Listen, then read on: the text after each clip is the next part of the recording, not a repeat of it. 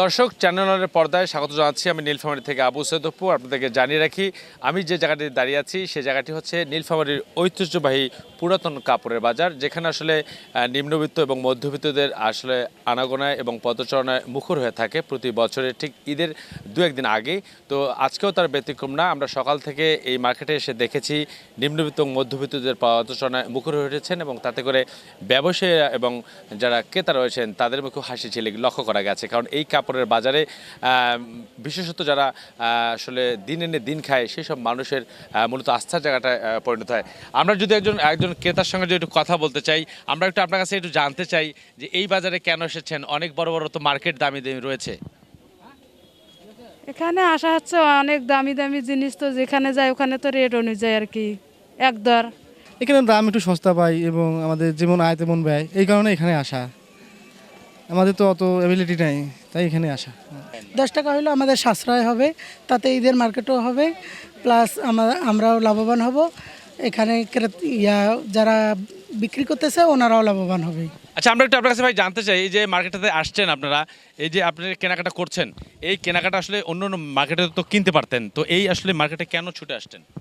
আসলে অ্যাকচুয়ালি ভাই ওইদিকের মার্কেটে আপনার অনেক অনেক আছে, ভালো আছে, কিন্তু এইখানেও ভালো মানের কাপড় পাওয়া যায়, কিন্তু এইখানে আসলে স্বল্প টাকাই আর মানে ভালোটা পাওয়া যাচ্ছে।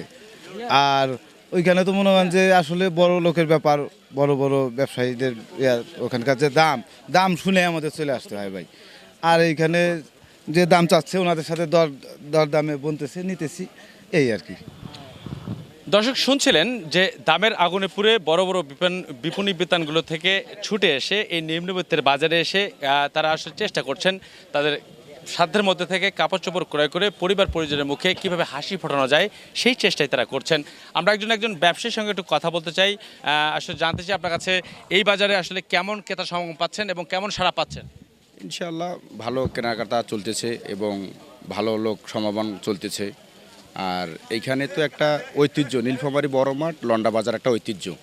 এইখানে নতুন মাল কম রেটে বিক্রি করা হয় এবং মাধ্যমিক লোক এবং নিম্ন শ্রেণীর লোক এইখানে কেনাকাটা করতে আসে। উপরের দোকানে যায় না কেন, ওরা অনেক দাম বেশি চায়, মানে ওই রকম লোকের সাথে খারাপ আচরণ করে। আর আমরা তো মাধ্যমিক লোক, আমরা মাধ্যমিকভাবে দোকান দিচ্ছি, এই জন্য কাস্টমারের সাথে আমাদের ভালো ব্যবহার করা লাগে। ভালো কাস্টমার, মিডিয়াম কাস্টমার আসে, মানে কেনাকাটাও করে ভালো, ইনশাল্লাহ চলে ভালো এখানে।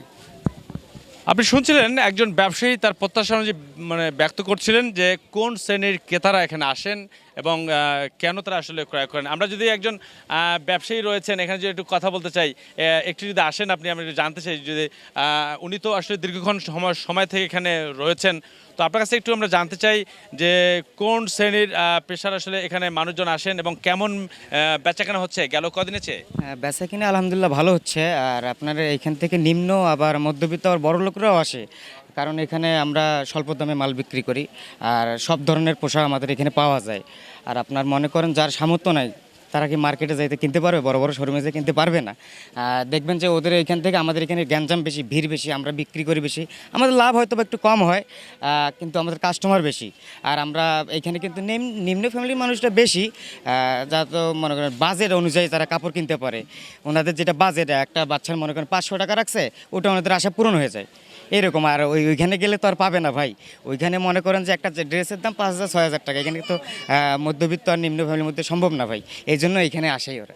দর্শক, আপনারা শুনছিলেন আসলে তার ভাষ্য অনুযায়ী এই মার্কেটে একটা মাত্র বিষয় হচ্ছে, সেটি হচ্ছে যে একসাথে সবগুলো জিনিস পাওয়া যায় একসাথে, এবং সবচেয়ে বড় যেটা আসলে আনন্দের বিষয় হলো কারণ স্বল্প মূল্যে এখানে নিম্নবিত্ত এবং মধ্যবিত্তরা তাদের প্রত্যাশা এবং প্রাপ্তি অনুযায়ী এবং তাদের আয় রোজগারের মধ্য থেকে এবং সীমাবদ্ধ অনুযায়ী তাদের যে ঈদের আনন্দের যে কাপড় এবং পরিবার পরিজনের মুখে হাসি ফোটানোর যে উপকরণগুলো, সেগুলো একসাথে এখানে পাওয়ার ফলে কিন্তু সাধারণ মানুষের মধ্যে একটা উৎসবের আমেজ লক্ষ্য করা গেছে। অর্থাৎ সময় যত গড়াচ্ছে ততই কিন্তু নিম্নবিত্ত এবং মধ্যবিত্তদের পদভারে মুখর হয়ে উঠছে এই বাজারটি। তবে এই বাজারটিতে যারা আসছেন তাদের প্রত্যাশা একটাই, তারা যেন সাধ্যের মধ্যে থেকে পোশাক কিনে পরিবারের পরিজনের মুখে হাসি ফোটাতে পারেন, সেই প্রত্যাশায় তারা আগামী দিনগুলোতে পার করতে পারেন, এমনটি তারা আশাবাদ ব্যক্ত করেছেন। তো এই ছিল আমার কাছে নীলফামারীর পুরাতন ঐতিহ্যবাহী কাপড়ের বাজার থেকে সর্বশেষ খবর।